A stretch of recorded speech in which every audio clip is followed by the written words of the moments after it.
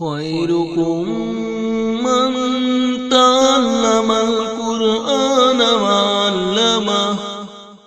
تم میں بہترین شخص وہ ہے جو قرآن سیکھے اور سکھائے۔ اعوذ باللہ من الشیطان الرجیم، اونچی آواز میں پڑھیے، اعوذ باللہ من الشیطان الرجیم۔ جی اب تسمیہ پڑھیے، بسم اللہ الرحمن الرحیم۔ وَإِذَا، واؤ کے اوپر ہونٹوں کو گول کیجئے، مکمل طور پر جوڑنا نہیں ہے، انگلش میں جیسے ڈبلیو پڑھتے ہیں ویسے پڑھنا ہے، وی کی طرح نہیں، ٹھیک ہے، وی نہیں بلکہ ڈبلیو، وَإِذَا، ذال کا جھکاؤ زا کی طرف نہ ہو، ذال نرمی سے پڑھیے، وَإِذَا لَقُوا الَّذِينَ آمَنُوا قالوا، اس کو کالو نہیں پڑھنا، موٹا قوف ہے، قالوا آمنا وَإِذَا خَلَا بعضهم، ہاں کی آواز کے پر فوکس کیجئے، بعضهم إلى بعض، اخفا کریں گے، بعض، ظن نہیں پڑھنا آپ نے، قالوا أتحدثونهم، ہا اور ہا ایک ہی ورڈ کے اندر آ رہے ہیں، آوازوں کو مکس نہیں کرنا، اتحدثونهم بما فتح الله عليكم ليحاجوكم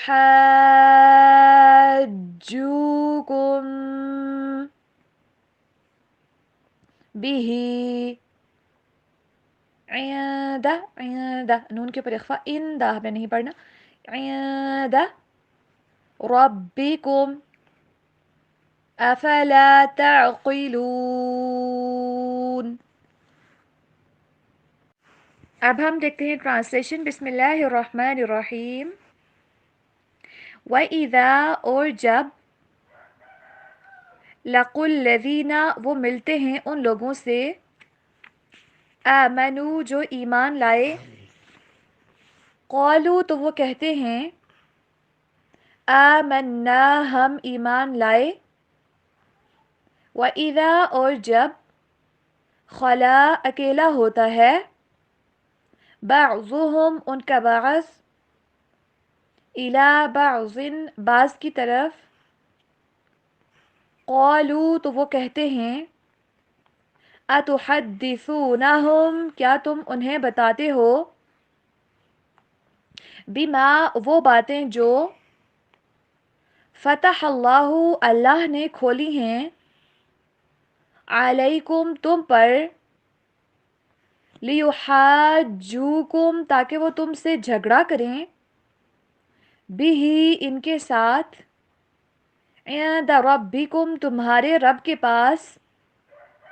افلا، کیا پھر نہیں، تعقلون، تم سمجھتے۔ وَإِذَا لَقُوا الَّذِينَ آمَنُوا قَالُوا آمَنَّا وَإِذَا خَلَا بَعْضُهُمْ إِلَى بَعْضٍ قَالُوا أَتُحَدِّثُونَهُم بِمَا فَتَحَ اللَّهُ عَلَيْكُمْ لِيُحَاجُّوكُم بِهِ عِندَ رَبِّكُمْ افلا تعقلون۔ اس آیت مبارکہ کے اندر کچھ اسپیسیفک لوگوں کا تذکرہ ہے، ان کے رویوں کے بارے میں اللہ سبحانہ و تعالیٰ نے ہمیں آگاہ کیا، اپنے رسول صلی اللہ علیہ وسلم کو آگاہ کیا کہ ان لوگوں کے رویے کیسے ہوتے ہیں۔ جیسے کہ اس سے جو پہلی آیات تھیں ان کے اندر دیکھا ہم نے کہ کس طرح سے پتھروں کے اندر اور جو ڈفرینٹ اللہ سبحانہ وتعالیٰ کی مخلوق ہے اس کے اندر بھی اللہ سبحانہ وتعالیٰ کی محبت ہوتی ہے، اللہ سبحانہ وتعالیٰ کا خوف ہوتا ہے، ہر ایک چیز کا اپنا انداز ہے اللہ سبحانہ وتعالیٰ کی عبادت کرنے کا۔ لیکن کچھ لوگ ہوتے ہیں جو سب کچھ جان بوجھ کے اور اس کے بعد نشانیوں کو دیکھنے کے بعد پھر جا کے وہ انکار کر لیتے ہیں، جس کی وجہ سے ان کے دل سخت ہو جاتے ہیں۔ پھر جب ان کے پاس کلام آتا ہے اللہ تعالیٰ کا، ایسی بات نہیں ہے کہ ان کو سمجھ نہیں آتی، سمجھ آتی ہے، لیکن ثم یحرفونہ، وہ اس کو سمجھنے کے بعد اس کو بدل دیتے ہیں۔ اور پھر ان کے مزید رویے کیسے ہوتے ہیں کہ جب نشانیاں انسان بار بار دیکھتا رہے، اللہ کے احکامات کو بار بار پڑھتا رہے، اور اس کے دل کے اندر خیر پتہ ہو اس کو کہ حق کیا ہے باطل کیا ہے، خیر اور شر کے درمیان اس کو ڈفرنس سمجھ آ جائے، لیکن اس کے دل کے اندر جب پردہ پڑ جاتا ہے، جب اس کا دل اس قدر سخت ہو جاتا ہے کہ خیر کو عمل کے اندر لانے کے لیے وہ بالکل تیار نہیں ہوتا، تو پہلے تو وہ ہتھ کنڈا یہ استعمال کرتا ہے کہ ہیلے بہانے کر کے نا تو ان احکامات کے مفاہیم کو ہی چینج کر دے۔ اور دوسرا یہ کرتا ہے کہ جب ایسے لوگ ایمان والوں کے ساتھ جب ان کی ملاقات ہوتی ہے نا تو وہ کہتے ہیں کہ ہم تو ایمان لے کے آگے ہیں۔ اب یہ منافقین بھی ہو سکتے ہیں، یہود میں سے بھی ہو سکتے ہیں، عیسائیوں میں سے بھی ہو سکتے ہیں، اور باقی لوگ بھی مشرکین بھی، کہ مسلمانوں کے سامنے تو وہ اقرار کیا کرتے تھے سم ٹائمز کہ ہاں جو باتیں تم بتا رہے ہو نا یہ ہماری کتب کے اندر موجود ہیں، اور منافقین تو منہ کے اوپر واضح طور پر کہا کرتے تھے کہ آپ حق ہیں، آپ سچ ہیں، ہم جانتے ہیں کہ آپ اللہ سبحانہ وتعالیٰ کی طرف سے ایک رسول بن کے اس کے پیغام رساں بن کے آئے ہیں ہماری طرف۔ یہ یہود کو بھی پتہ تھا کہ نبی اکرم صلی اللہ علیہ وسلم کی نشانیاں ان کی کتب کے اندر موجود ہیں، سب پڑھ چکے تھے، پھر ان کو انہوں نے چینج کرنے کی کوشش کی تھی اور انکار کرتے تھے کہ یہ وہ نبی نہیں ہے جس کے بارے میں ہم لوگوں کو بتایا کرتے تھے، حالانکہ نشانیاں ساری فلفل ہو رہی تھیں۔ اور اسی طرح سے جب وہ مسلمانوں کے سامنے جاتے تو اقرار کیا کرتے تھے کہ ہاں یہ جو تم باتیں ہمیں بتا رہے ہو نا کہ اللہ ایک ہے، اللہ کی عبادت کرنی چاہیے، آخری رسول آئے گا اس کے اوپر ایمان لانا لازم ہوگا، جو بیسک عقائد سارے ہیں وہ سارے کے سارے جی آپ صحیح کہہ رہے ہیں کہ یہ ہماری کتابوں کے اندر بھی موجود ہیں، لیکن جب وہ اکیلے ہوتے تھے نا ایک دوسرے کے ساتھ تو جا کے ایک دوسرے سے پوچھتے تھے کہ تم نے وہ باتیں جو کہ اللہ تعالیٰ نے ہمارے اوپر کھولی ہیں، یعنی کہ جو اللہ تعالیٰ نے ہمیں پتہ ہے نا کہ اللہ تعالیٰ نے ہماری کتب کے اندر یہ والی باتیں بھی بھیجی ہیں، ان کو تو نہیں پتا کہ ہماری کتب کے اندر کیا موجود ہے، تو تم یہ باتیں جو اللہ تعالیٰ نے ہمارے اوپر کھولی تھیں ان کو کیوں بتا کے آئے ہو، تم نے ان کو کیوں بتایا کہ جو باتیں تم بتا رہے ہو وہ حق ہیں، ہمارے پاس بھی یہ باتیں موجود ہیں، ہم بھی یہ پڑھ چکے ہیں، یہ باتیں تم نے کھولی کیوں؟ اگر تم نے یہ باتیں کھول دی ہیں تو اس سے یہ ہوگا کہ قیامت کے دن تو یہ اٹھ کر جھگڑا کریں گے تم سے، یعنی کہ یہ حجت قائم کر رہے ہو تم ان کے اوپر، یہ کہیں گے کہ یا اللہ ان کو تو حق پتہ تھا، ان کے پاس تو یہ تمام باتیں موجود تھیں، بلکہ یہ خود ہمیں بتایا کرتے تھے کہ ہماری کتابوں کے اندر بھی یہ باتیں موجود ہیں، تو تم ان کے اوپر یہ باتیں کیوں کھولتے ہو؟ اگر تم ایسا کرو گے تو یہ تو قیامت کے دن تمہارے خلاف حجت قائم کریں گے، یہ تو تم سے جھگڑا کریں گے قیامت کے دن ان باتوں کے ساتھ۔ تو یہ باتیں جو خاص طور پر اللہ تعالیٰ نے تمہیں بتائی ہیں تم ان کو کیوں بتاتے ہو؟ کہ تم آخری نبی کو اس طرح سے تو یہ ہوگا کہ تم آخری نبی کو جاننے کے باوجود، اس کی نشانیاں پڑھنے کے باوجود پھر تم ان کو مان نہیں رہے، اس کے اوپر ایمان نہیں لا رہے۔ یہ بیسیکلی ان کی اخلاق کی پستی تھی کہ وہ یہ سمجھتے تھے کہ اگر یہ باتیں ہم ان کو بتا رہے ہیں کہ ہاں تم جو باتیں کہہ رہے ہو وہ ساری کی ساری ہمیں پتہ ہیں، لیکن ساتھ میں ہم ایمان بھی نہیں لا رہے، خود اپنے منہ سے اقرار کریں کہ تم جو بات کہہ رہے ہو وہ جو ہے وہ ٹھیک ہے، لیکن انسان اگر حق بات کو تسلیم نہ کر پائے، اپنے آباء و اجداد کے طریقوں کے اوپر چلتے ہوئے، اپنے سوسائٹی کے پریشر کے اندر آتے ہوئے، دوستوں کے پریشر کے اندر آ کے انسان کہے کہ یار یہ حق بات ہے، مجھ سے اس کے اوپر عمل نہیں ہو سکتا، بات تو درست ہے لیکن سوسائٹی کے ساتھ چلنا پڑتا ہے، حجاب لیں، اور اسپیشلی کچھ خاص موقع ہوتے ہیں جہاں پہ حجاب اتارنا پڑتا ہے، ورنہ بہت لوگ ایکسٹریمسٹ کہتے ہیں، مولوی ہونے کا ٹائٹل ہمارے اوپر لگا دیا جاتا ہے، ہمارے اوپر ڈفرینٹ قسم کے فتوے لگائے جاتے ہیں،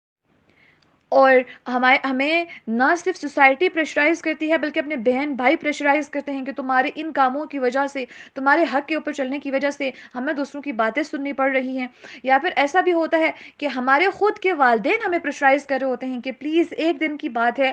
ایک دن کے لیے تم اپنے رولز اینڈ ریگولیشنس کے اوپر تھوڑا سا کمپرومائز کر لو، ایک دن ہمیں کوئی جو بدعت والی رسومات ہیں وہ کرنے دے دو، یا پھر تم خود ایسی رسومات کے اندر ہمارے لیے پارٹیسپیٹ کر لو. اور پھر بڑی بڑی دھمکیاں بھی آ رہی ہوتی ہیں کہ اگر تم نے ایسا نہیں کیا تو ہماری نافرمانی ہو جائے گی. اور اس طرح کے جو پریشرز ہوتے ہیں نا، یہ انسان کی اخلاقی پستی ہوتی ہے کہ انسان حق کو جاننے کے باوجود پھر دوسروں کے پریشر کے اندر آ کے، چاہے وہ کسی کی محبت کا پریشر ہو، چاہے کسی کے خوف کا پریشر ہو، کچھ بھی کسی بھی قسم کا پریشر ہو، کوئی انسان کو ایموشنل بلیک میل کر کے اس کے اوپر پریشر ڈال رہا ہو، اس کو پریشرائز کر رہا ہو، پھر بھی یہ انسان کے اخلاق کی پستی ہوگی کہ اگر وہ حق کو چھوڑ کے دوسروں کے پریشر کے اندر آ کے وہ باطل کے راستوں کے اوپر چلنا شروع ہو جائے. بے شک وہ ایک سیکنڈ یا ایک لمحے کے لیے ہی باطل کے راستوں کے اوپر چلا ہو، صرف دوسروں کے پریشر کے اوپر آنے کی وجہ سے، اور دوسرا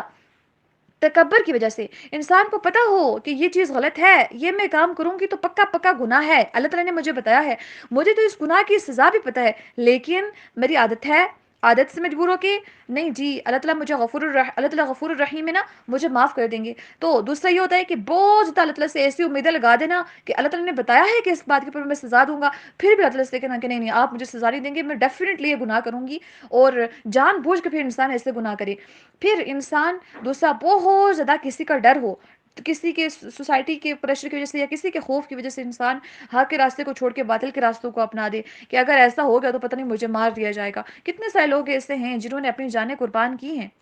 اور ان میں سے فیمیلز بھی تھی جنہوں نے اپنی جانیں قربان کی ہیں. ہمیں زیادہ یہ لگ رہا ہوتا ہے کہ نہیں نہیں ہم تو بڑے نازک ہیں، ہمارے اوپر اگر کوئی ہمیں فزیکل ٹارچر نہیں کیا جاتا، بلکہ کوئی اگر تانا دے دینا ہم اس کے اوپر بھی رونا پیٹنا سٹارٹ کر لیتے ہیں. بھلا اللہ کے راستے کے اوپر چلتے ہوئے تانوں سے بھی اگر ہم خوف کھائیں گے تو پھر ہم جانے کیسے دیں گے اللہ کے راستے میں؟ ہمیں تو اپنی انرجیز کو، اپنی صلاحیتوں کو، اپنے جسم کو، اپنی روح کو بھی اللہ کے راستے کے اوپر ڈالنا ہے، نہ کہ لوگوں کے بتائے ہوئے طریقوں کے مطابق. لوگوں کے تانے ہمارے راستوں کو ڈیفائن نہیں کر سکتے کہ لوگ مجھے اس راستے کے اوپر چلنے سے تانا دیں گے تو مجھے اپنے راستے کو چینج کرنا ہے. نو، ان کو ہم نے الاؤ نہیں کرنا کہ آپ ڈیفائن کیجئے ہمارے راستے. لوگوں کے تانے ہمارے راستوں کو ڈیفائن نہ کریں، لوگوں کی اپریسیشن ہمارے راستوں کو ڈیفائن نہ کریں، لوگوں کا خوف یا لوگوں کی محبت یا لوگوں کے ساتھ تعلق، ان کے ساتھ رشتہ داری، یہ ہماری جو شریعت ہے اس کو ڈیفائن نہ کریں. ہمارے راستوں کو، ہماری منازل یہ چیزیں نہ طے کریں، بلکہ اللہ سبحانہ وتعالیٰ نے جو ہمارے لیے راستہ چوز کیا ہے دیٹ از دا صراط مستقیم. اس راستے کے اندر کوئی حائل نہیں ہونا چاہیے، اس کے درمیان میں کوئی بھی ایسی چیز نہیں ہونی چاہیے جو رکاوٹ بن کے ہمیں اس راستے سے بینڈ کر دے، ہمیں اس سے موڑ دے، اور ہم اللہ کے راستے کو چھوڑ کے، صراط مستقیم کو چھوڑ کے کسی اور راستے کے اوپر چلے جائیں. ہم کامیاب نہیں ہو سکتے. تو جب دوسرے ہمیں فیلئر کی طرف گائیڈ کرنے کی کوشش کرتے ہیں تو کیا ہمیں ان کی جو باتیں ہیں ان کے پر عمل کرنا چاہیے؟ نیور. Be smart. ہمیں ان کی باتوں کے اوپر عمل نہیں کرنا چاہیے، کیونکہ ہمیں پتہ ہے کہ وہ ہمیں کس طرف ہمیں گائیڈ کر رہے ہیں، اور ہمارا اللہ ہمیں کچھ اور بتا رہا ہے، کسی اور راستے کی طرف ہمیں رہنمائی کر رہا ہے. تو اللہ کے احکامات کی پیروی کیجیے، خالصتاً اپنے اعمال کو ہم نے اللہ سبحانہ وتعالیٰ کی رضا کے لیے کرنا ہے. اینڈ سیکنڈلی نبی اکرم صلی اللہ علیہ وسلم کی اتباع کے اندر ہم نے ان تمام کاموں کو انجام دینا ہے انشاءاللہ. جیسے نبی اکرم صلی اللہ علیہ وسلم نے کیا ویسے ہی اسی طریقے کے مطابق ہم وہ عمل کریں گے تو قابل قبول ہوگا. نئے طریقے ہم نے عبادات کی ایجاد نہیں کرنے. تو ایسے لوگوں کی طرح نہیں ہو جانا جو کہتے ہیں ایمان والوں کے پاس تھا کہ ہم ایمان لائے. کس قدر اخلاقی پستی ہے. اور جب بعد میں اکیلے ہوتے ہیں تو تم ان کے سامنے ایسی باتیں کیوں بتا کے آئے ہو جو تمہیں پتہ تھیں، صرف اللہ نے تمہارے اوپر کھولی تھی، اب تو یہ تم سے جھگڑا کریں گے. بجائے اس کے کہ آپس میں یہ ڈسکس کیا جائے کہ ہمارے ہاں یہ اخلاقی پستی پائی جا رہی ہے، ہمیں اس کے اوپر کام کرنا چاہیے، ہمیں اپنے آپ کو امپروو کرنے کی ضرورت ہے. انسان کہے کہ یار، اور ٹیڑھے ٹیڑھے راستے انسان تلاش کرنے کی کوشش کرتا ہے.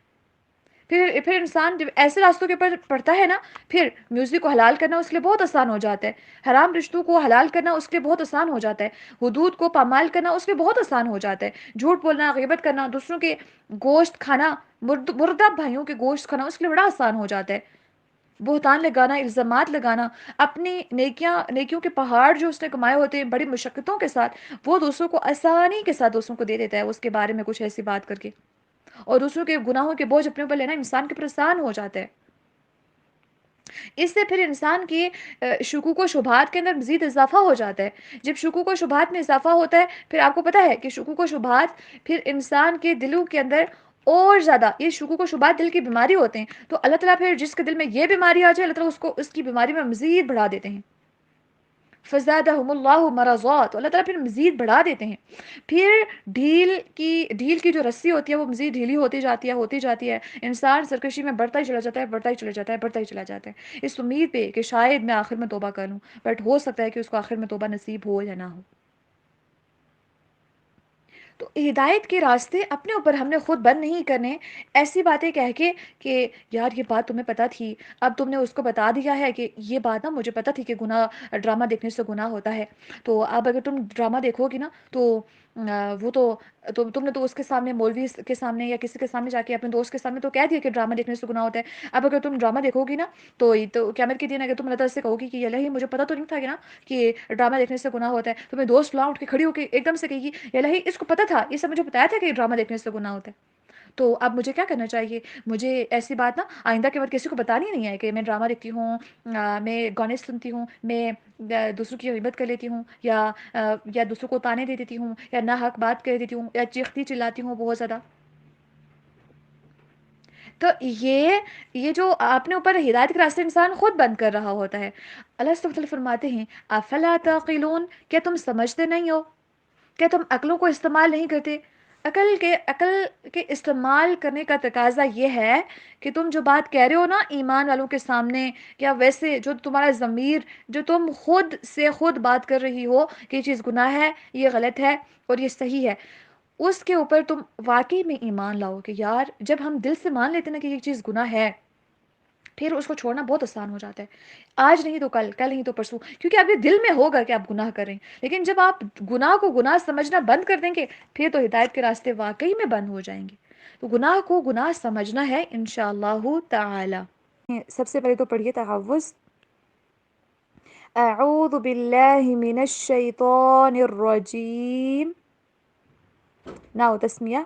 بسم اللہ الرحمن الرحیم۔ اب سب سے پہلے رولز اینڈ ریگولیشنز کی پریکٹس کرتے ہیں اونچی آواز میں، کم از کم آپ کے آس پاس آواز سنائی دے اتنی اونچی آواز ہونی چاہیے، اتنی اونچی آواز کے اندر آپ نے پریکٹس کرنی ہے ساتھ ساتھ۔ اولا یعلمون، واو کو ڈبلیو ساؤنڈ کے پر، اولا یعلمون،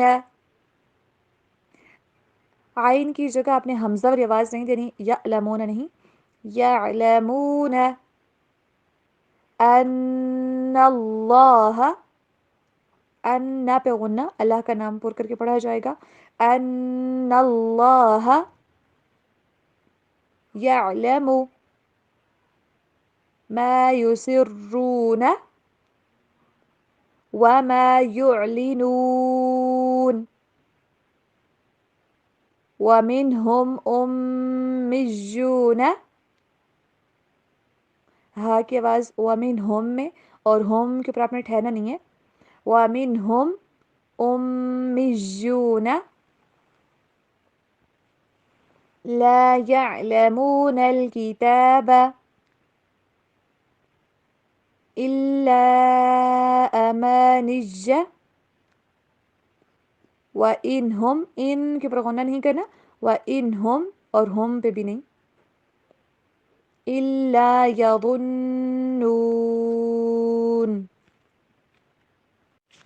اب ہم دیکھیں گے انشاءاللہ ٹرانسلیشن۔ بسم اللہ الرحمن الرحیم۔ اولا کیا نہیں، یعلمون وہ جانتے، ان اللہ کہ بے شک اللہ تعالی، یعلم جانتا ہے، ما یسرون جو وہ چھپاتے ہیں، وہ ما یعلنون اور جو وہ ظاہر کرتے ہیں، ومنہم اور ان میں سے کچھ، امیون ان پڑھ ہیں، لا یعلمون جو علم نہیں رکھتے، الکتابہ کتاب کا، الا مگر یا سوائے امانیہ چند آرزوؤں کے وَإِنْ اور نہیں ہیں وہ الا مگر یظنون گمان کرتے أولا يعلمون أن الله يعلم ما يسرون وما يعلنون ومنهم أميون لا يعلمون الكتاب إلا أمانج وإنهم إلا يظنون أولا يعلمون أن الله يعلم ما يسرون وما يعلنون. اس سے پہلے ہمیں دیکھا کچھ لوگ ایسے ہیں جن کے دل پتھروں سے بھی زیادہ سخت ہیں، اور کچھ ایسے لوگ ہیں جو اللہ کے کلام کو سمجھنے کے بعد اسے چینج کر لیتے ہیں. وہ جب ایمان والوں کے سامنے جاتے ہیں تو کہتے ہیں کہ ہم ایمان لائے، لیکن اکیلے میں اس کے اپوزٹ ہوتے ہیں. مطلب یہ کہ دل سے تو ایمان نہیں لاتے لیکن زبان سے ویسے ہی ایمان والوں کے سامنے اقرار کرتے ہیں. کیا ایسے لوگ نہیں جانتے ان اللہ کہ بے شک اللہ تعالیٰ یعلم ما یسرون وما یعلنون، اللہ تعالیٰ اسے بھی جانتا ہے جو وہ چھپا رہے ہیں اور اسے بھی جانتا ہے جو وہ ظاہر کر رہے ہیں. کبھی کبھی ایسا ہوتا ہے کہ انسان بہت ساری باتیں اپنے دل میں رکھتا ہے اور زبان سے کچھ اور کہہ رہا ہوتا ہے، حالانکہ جو زبان سے وہ بات کہہ رہا ہوتا ہے اس کے دل کے اندر اس کی بالکل ٹوٹلی اپوزٹ بات ہوتی ہے. تو ایسے میں انسان خود کو اسمارٹ سمجھنا شروع کر دیتا ہے کہ میں نے تو فلاں بندے کو دھوکہ دے دیا،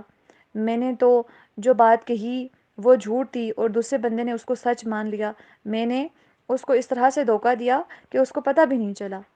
ایسے کہتے ہیں نا. لیکن انسان اس ٹائم پہ یہ بھول جاتا ہے کہ ایک ایسی ذات ہے جو اس کے سینے کی باتوں کو بھی جانتی ہے. جو وہ چھپا رہا ہوتا ہے انسان، اللہ تعالیٰ اس کو بھی جانتے ہیں، اور جو ظاہر کر رہا ہوتا ہے اللہ تعالیٰ اس کو بھی جانتے ہیں. تو جس ذات کے سامنے ہم نے جواب دہ ہونا ہے، جس ذات کے سامنے ہم نے حساب کتاب دینا ہے،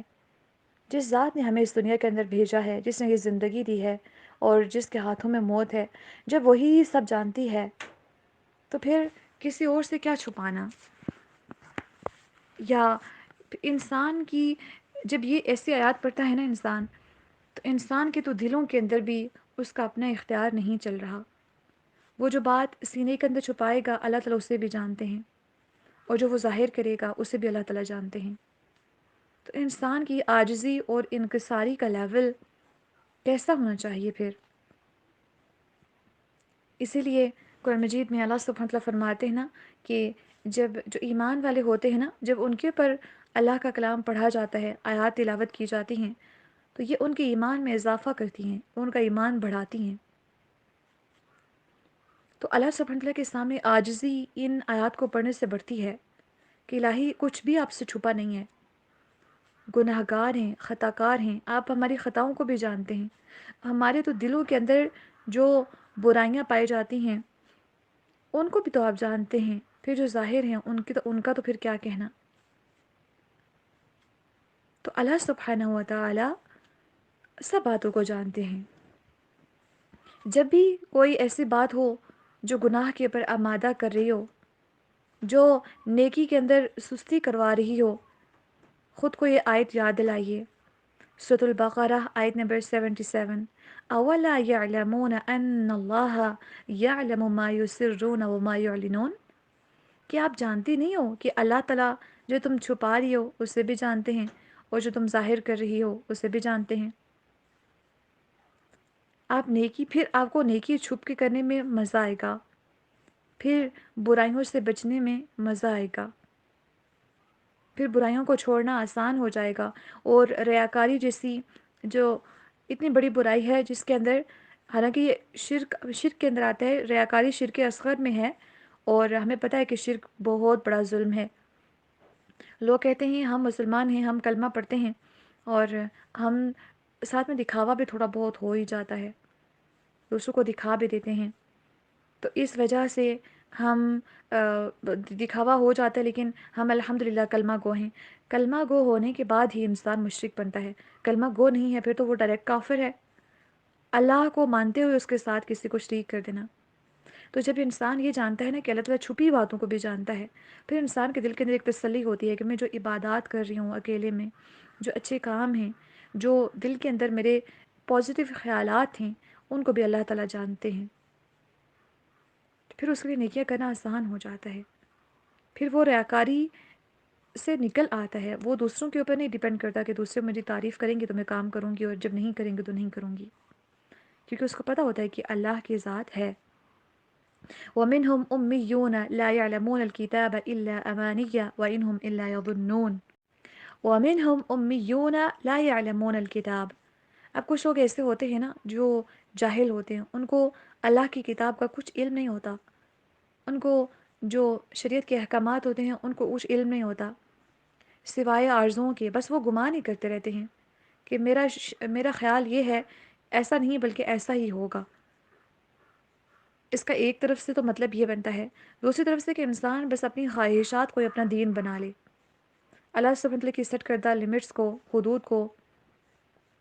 خاطر میں لانا چھوڑ دے، بلکہ وہ صرف یہ کہے کہ بس جو میرا دل کر رہا ہے میں کروں، اللہ تعالیٰ غفور الرحیم ہے، بخش دیں گے۔ ویسے بھی اللہ تعالیٰ کسی کے اوپر ظلم نہیں کرتے۔ اور کچھ لوگ ایسے ہوتے ہیں کہ جب تقدیر میں سب کچھ لکھ دیا گیا ہے تو اللہ تعالیٰ نے یہ لکھ دیا ہے نا گناہ کرنا میری تقدیر کے اندر، تو اس میں میرا کیا قصور ہے؟ اللہ تعالیٰ نے تقدیر لکھی ہے تو اللہ تعالیٰ مجھے معاف بھی کر دیں گے، تو یہ بس میرے ہاتھوں یہ گناہ ہونا تھا تو بس اس لیے ہو گیا، کیونکہ اللہ تعالیٰ نے لکھا تھا نا اس لیے ہوا ہے۔ تو وہ اپنی خواہشات کو، اپنی آرزوؤں کو سمجھتے ہیں کہ یہ دین ہے، حالانکہ وہ دین نہیں ہوتا۔ اللہ کی کتاب کو سمجھے بغیر، اللہ سبحانہ وتعالیٰ کے بتائے ہوئے احکامات کو جانے بغیر انسان اپنی طرف سے اپنی خواہشات کو ہی دین بنا کے چلنا شروع کر دے، یا دوسرے لوگوں کی خواہشات کو ہی دین بنا لے، جیسے وہ گائیڈ کرتے ہیں ویسے اس راستے کے اوپر چلنا شروع کر دے، تو یہی تو گمراہی کے راستے ہوتے ہیں۔ اور ہم سورۃ الفاتحہ میں روزانہ دعا کرتے ہیں کہ یا الہی ہمیں صراط مستقیم کے اوپر چلائیے، اور صراط مستقیم کے اوپر چلنے کے لیے ضروری ہے کہ انسان کے پاس کتاب کا علم ہو۔ جب اس کے پاس علم ہوگا تو وہ عمل کر پائے گا۔ علم ہوتا ہے تو پھر جہالت جاتی ہے، روشنی ہوتی ہے تو پھر اس کے بعد گمراہی جاتی ہے نا، کوئی ڈائریکشن نظر آئے گی تو اس کے بعد ہی ہم ان اندھیروں سے نکل پائیں گے۔ ان اندھیروں سے نکلنا ہے اللہ کی کتاب کے ذریعے۔ اس کتاب کو پڑھنے کے بعد بھی اگر ہم جہالت میں رہیں، اندھیروں میں رہیں، اور پھر بھی اپنی خواہشات کو فالو کریں، نہ صرف اپنی بلکہ آس پاس کے لوگوں کی بھی، ہم نے انشاءاللہ اس کتاب کو اپنا رول ماڈل بنانا ہے، اس کتاب کو اپنا لیڈر بنانا ہے، یہ ہمیں گائیڈ کرے کہ ہم کہاں پہ جا رہے ہیں، رسول اللہ صلی اللہ علیہ وسلم کی اتباع کے اندر ہم چلیں۔ تو ہم نے ایسے لوگوں میں نہیں ہونا کہ جو جاہل ہیں، ان پڑھ ہیں، امی ہیں، اور وہ کتاب کا کچھ علم نہیں رکھتے سوائے آرزوؤں کے، اور وہ گمان کرتے رہتے ہیں کہ میں جنت میں چلا جاؤں گا، میں دوزخ سے بچ جاؤں گا، میں حقوق العباد کے اندر کمی کرنے کے باوجود بھی انشاءاللہ، لوگوں کے اوپر زیادتیاں کرنے کے باوجود بھی انشاءاللہ جان بوجھ کے میں بچ جاؤں گا انشاءاللہ۔ جان بوجھ کے گناہ نہیں کرنا، کہ ارادہ ہو کہ میں یہ گناہ کر رہا ہوں، ایک دو ڈرامے دیکھوں گی، اس کے بعد سچی اور پکی توبہ کر لوں گی۔ تو گناہوں سے بچنا ہے، اپنی خواہشات کو اپنا دین نہیں بنانا۔ جہاں پہ اللہ تعالیٰ کی رحمت نظر آتی ہے، بے شک اللہ تعالیٰ کی رحمت بہت وسیع ہے، بہت۔ اپنے آپ کو بھی دیکھنا چاہیے کہ کیا میں اس کے عذاب، اگر اس کا عذاب میرے اوپر آ جائے تو کیا میں بچ سکتی ہوں یا میں اس کو سہ سکتی ہوں؟ بنی اسرائیل لوگوں کو بھی دیکھیے نا، ان کو بھی تو دیکھیں، خود کو لاڈلی قوم کہتے تھے اللہ کی، وہ تھی بھی لاڈلی، لیکن جب نافرمانیاں کی تو پھر عذاب بھی آئے۔ اپنے آپ کو جب انسان اللہ کا لاڈلا کہتا ہے تو پھر اس کی فرمانبرداری میں بھی تو آئے نا۔ لاڈلا ہونا اس کا تقاضا یہ نہیں ہے کہ انسان گناہ کرنا شروع کر دے اس کی بیس کے اوپر۔ اور نبی اکرم صلی اللہ علیہ وسلم کی شفاعت کے اوپر بھروسہ کر کے، اور بس سارے کے سارے گناہ، پھر شرک، بدعات جو بھی ہیں گناہ سارے کے سارے کرتے ہیں۔ حالانکہ نبی اکرم صلی اللہ علیہ وسلم نے کہا تھا اپنی بیٹی کو، فاطمہ رضی اللہ تعالیٰ عنہ کو، اپنی پھوپھی کو، کہ آج جو چاہیے نا لے لو، اس دن میں کسی کے، آپ کے بھی کچھ کام نہیں آ سکوں گا۔ نو ڈاؤٹ سب ہے، اللہ سبحانہ تعالیٰ کی اجازت کے ساتھ جس کو اللہ تعالیٰ اجازت دیں گے وہ سفارش کرے گا، شفاعت کرے گا، اور جن کے لیے اجازت دے گا انہیں کی سفارش ہوگی بھی، شفاعت ہوگی بھی۔ بٹ اس بیس کے اوپر گناہ کرتے جانا اور اپنی آخرت کی زندگی کو کمپرومائز کرتے رہنا، اور نہ صرف آخرت کی زندگی کمپرومائز ہوتی ہے بلکہ یہ زندگی بھی انسان کے لیے ایک عذاب ہی بن جاتی ہے، آزمائش بن کے رہ جاتی ہے۔ گناہ کر کے اس کے دل سے اطمینان، سکون سب چلا جاتا ہے اور ڈائریکشن لیس ہو جاتا ہے۔ تو ہم نے کتاب کا علم لینا ہے انشاءاللہ، اور جو دل میں چھپا ہے، جو ظاہر کرتے ہیں، سب اللہ سبحانہ وتعالیٰ جانتا ہے۔ سب سے پہلے تو پڑھتے ہیں تعوذ، پڑھ لیجئے اونچی آواز میں، اعوذ باللہ من الشیطان الرجیم، ناؤ تسمیہ،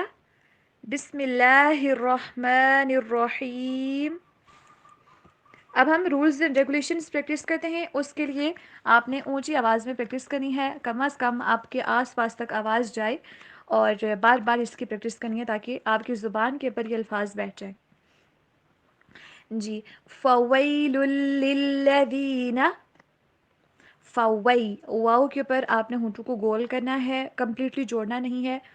وی والی ساؤنڈ پہ نہیں بلکہ ڈبلیو والی ساؤنڈ کے اوپر وا وا آپ نے پڑھنا ہے، ٹھیک ہے؟ فویل، آگے جو للذین ہے اس کے دونوں جو لام ہیں یہاں پہ اسٹریس ہے، تو دونوں کو اسٹریس دے کے ہی پڑھا جائے گا۔ فویل للذین، ذال کو آپ نے نرمی سے پڑھنا ہے، ذال ذال۔ یکتبون الکتاب بأیدیہم ثم یقولون هذا من عند اللہ لیشتروا به،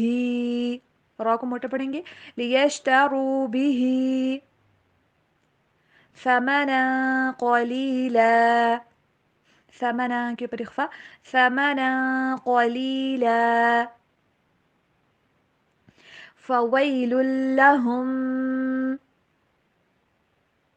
ہاں کی آواز کو آپ نے ٹھیک سے ادا کرنا ہے، فویل لہم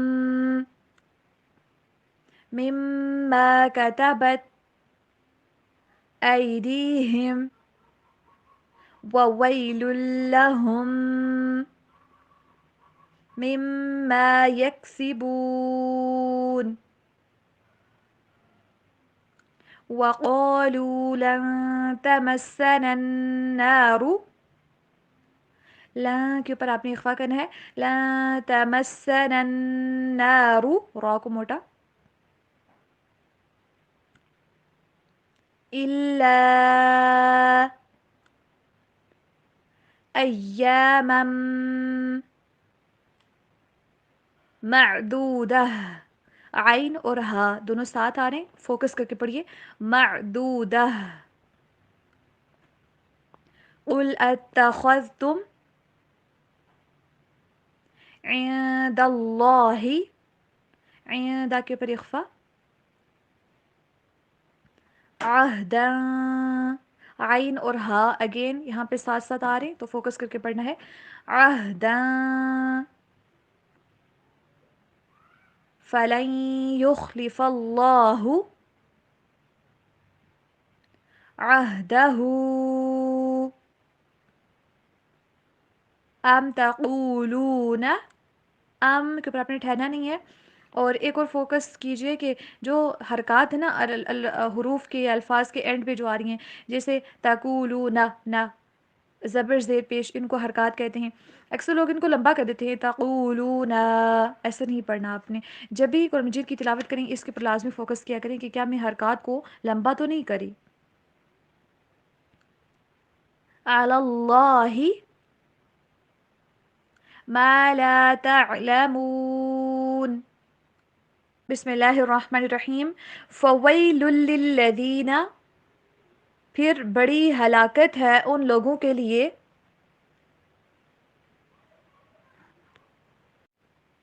یکتبون جو لکھتے ہیں، الکتابہ کتاب، بایدیہم اپنے ہاتھوں سے، ثم پھر، یقولون وہ کہتے ہیں، ھذا یہ، من عند اللہ اللہ کی طرف سے ہے، لیشتروا تاکہ وہ خریدیں، بھی اس کے ذریعے سے،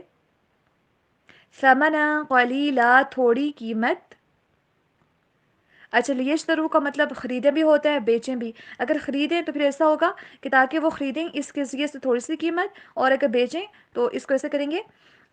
تاکہ وہ بیچیں اس کو کم قیمت کے بدلے۔ فویل لہم پھر بڑی ہلاکت ہے ان کے لیے، مما کتبت اس کی وجہ سے جو لکھا، ایدیہم ان کے ہاتھوں نے، وویل لہم اور بڑی ہلاکت ہے، مما ان کے لیے، لہم ان کے لیے، وویل لہم اور بڑی ہلاکت ہے ان کے لیے، مما اس وجہ سے جو، یکسبون وہ کماتے ہیں، وقالو اور انہوں نے کہا، لا تمسنا النار ہرگز نہیں چھوئے گی ہمیں آگ، الا مگر، ایاما معدودہ گنتی کے چند دن، یا گنے ہوئے چند دن، ایامن کا مطلب ہوتا ہے دن، اور معدودہ گنے ہوئے۔ قل آپ کہہ دیجئے،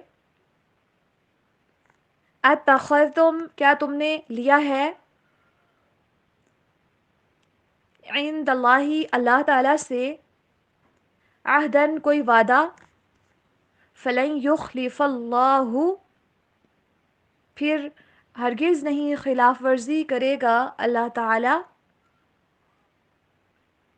عہدہ اپنے عہد کی، ام تقولون یا تم کہتے ہو، علی اللہ اللہ کے بارے میں، ما وہ بات، لا جو نہیں،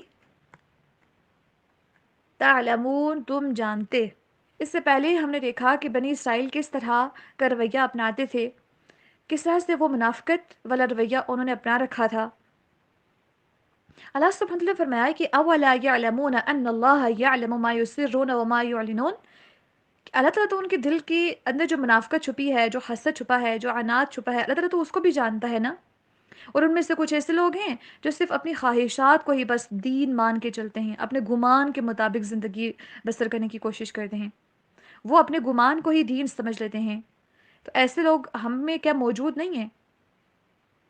جو کہتے ہیں کہ ہماری خواہشات ہی ہمارا دین ہے؟ دین کیا ہوتا ہے؟ زندگی گزارنے کا طریقہ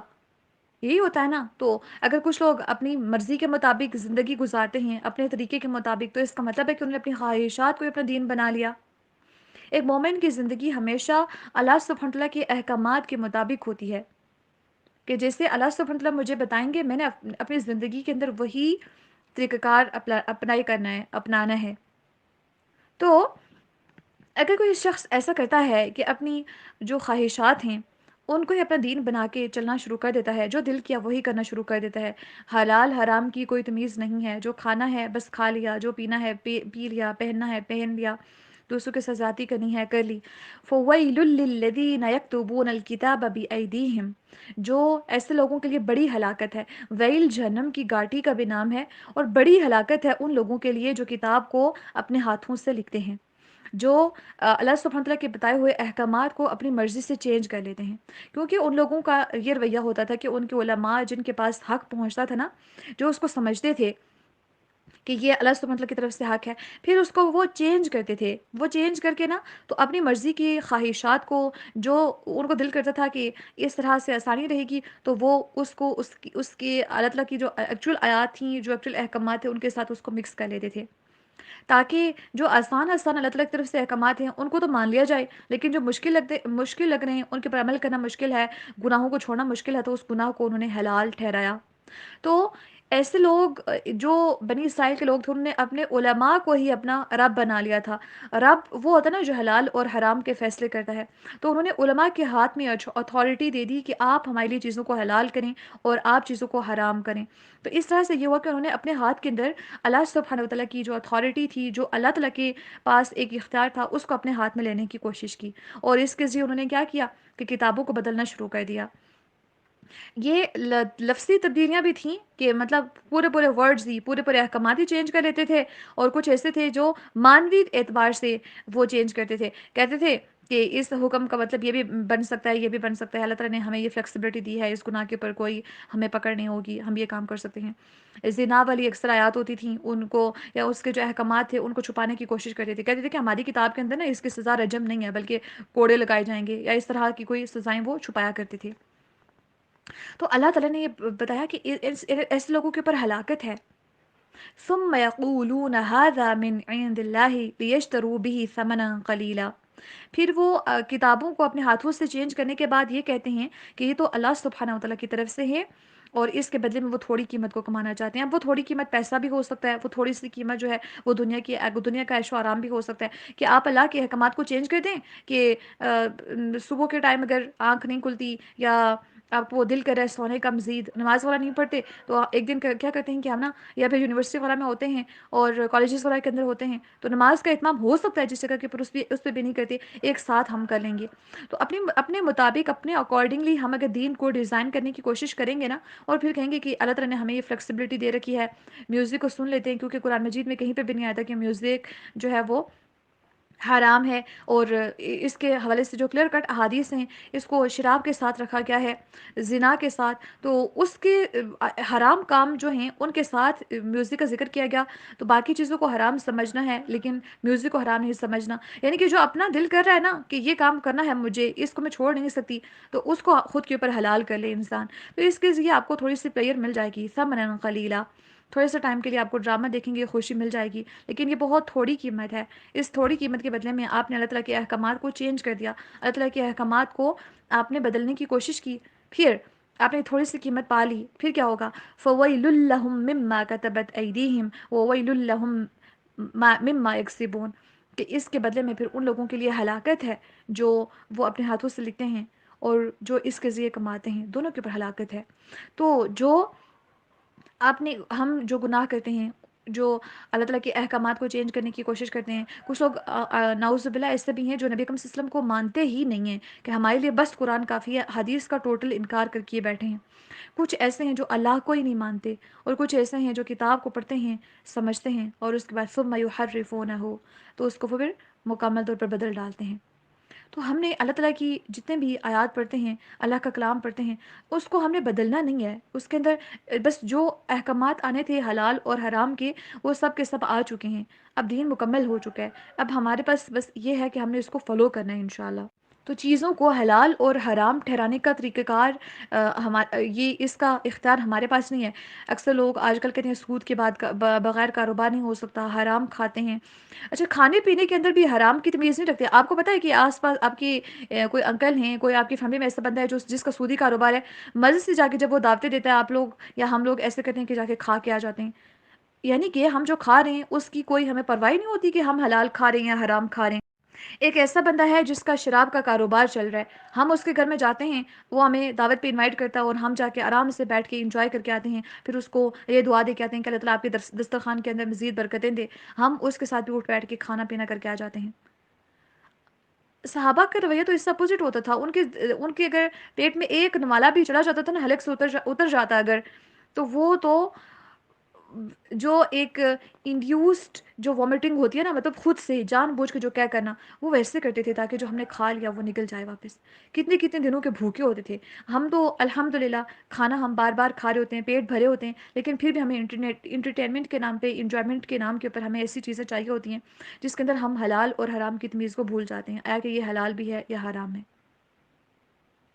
کتنے سارے ایسے پروڈکٹس یوز ہو رہے ہوتے ہیں جن کے اندر حرام کی کوانٹٹی بہت زیادہ ہوتی ہے، الکوہل کی کوانٹٹی بہت زیادہ ہوتی ہے، اور اس کو پی بھی رہے ہوتے ہیں، کھا بھی رہے ہوتے ہیں۔ اور جن لوگوں کا حرام کا کاروبار ہوتا ہے، دوسروں کو دھوکہ دے کے، فریب دے کے وہ ایسے کاروبار کر رہے ہوتے ہیں، بجائے اس کے جب ہم ایسے لوگوں کے گھر کے اوپر جا کے کھاتے ہیں نا، پھر ان کو اس چیز سے اپریسیشن ملتی ہے کہ اچھا یہ لوگ، باقی بھی لوگ آ کے کھا سکتے ہیں، میں کھا سکتا ہوں، یہ لوگ بھی کھا سکتے ہیں، تو دیٹس اوکے، یہ ہمیں یہ کام شاید کہ اچھا ہے، تو ہمیں کھانا پینا اس طرح سے کر لینا چاہیے۔ I'm not saying کہ آپ کسی کے ساتھ جا کے بدتمیزی کریں کہ آپ کا کھانا حلال ہے یا حرام ہے، بٹ اپنے طور پر، اپنی فیملی کے طور پر آپ اس چیز کو ضرور عمل میں لائیے کہ ہمارا جو نوالا ہمارے حلق سے اترتا ہے نا، تو پھر وہ حلال ہو، حرام نہ ہو۔ کھانے کے اندر بھی ہم دیکھیں کہ ہم کسی کے گھر کھا رہے ہیں، اپنے گھر کھا رہے ہیں، وہ حلال ہے یا حرام، کیونکہ اس کی بھی بہت زیادہ اثرات مرتب ہوتے ہیں۔